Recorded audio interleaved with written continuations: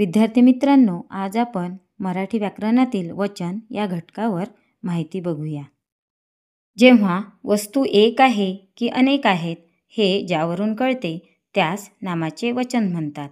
मराठी भाषेत वचनाचे 2 प्रकार आहे. पहिला प्रकार एकवचन आणि दुसरा प्रकार अनेकवचन. आता आपण एकवचन म्हणजे काय याविषयी माहिती बघू.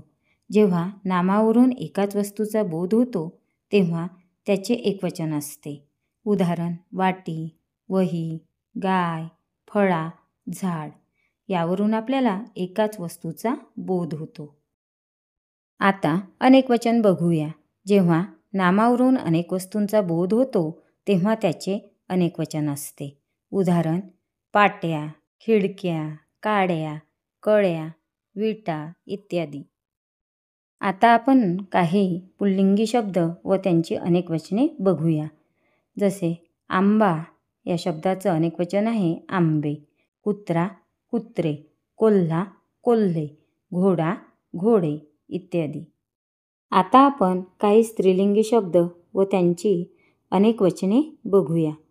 होडी, होड्या, चिंच, चिंचा, गाय, गाई, मुलगी, मुली, स्त्री, स्त्रिया इत्यादी. परंतु काही एकवचनी आणि अनेकवचनी शब्दांची रूपे सारखीच असतात.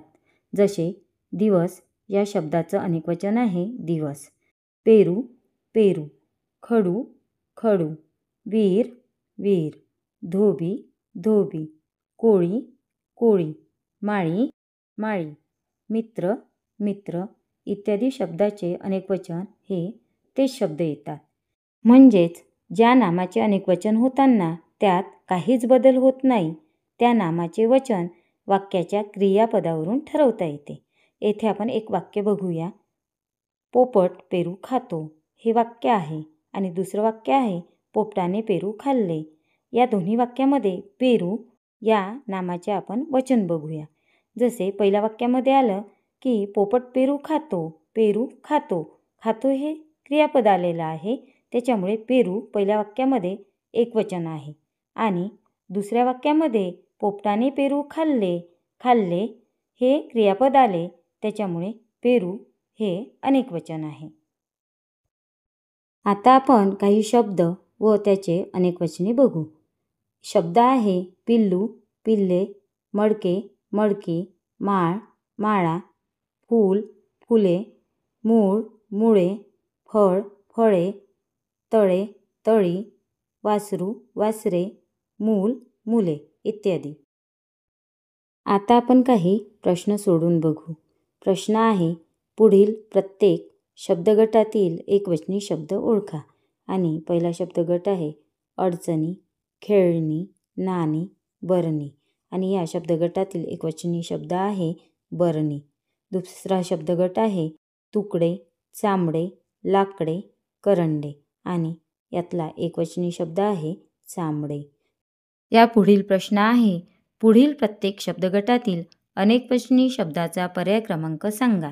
आणि शब्द दिलेले आहे माडी, दिंडी, पिढी आणि रूढी. आणि यामध्ये माडी, दिंडी, पिढी हे एकवचनी शब्द आहे आणि रूढी हा अनेकवचनी शब्द आहे म्हणून पर्याय क्रमांक 4 रूढी हे याचं उत्तर आहे. यानंतरचा शब्दगट आहे घरटी, शेपटी, खिडकी, वाटी आणि यामध्ये शेपटी, खिडकी, वाटी हे तिन्ही शब्द एकवचनी आहे आणि घरटी हा अनेकवचनी शब्द आहे. या प्रश्नामध्ये आपल्याला वचन बदलानुसार चुकीची जोडी असणारा पर्याय क्रमांक निवडायचा आहे आणि इथे जोड्या दिलेल्या आहे. 1 ग्रंथ, ग्रंथ, 2 पोथी, पोथ्या, 3 साल, साली आणि 4 माहिती, माहित्या.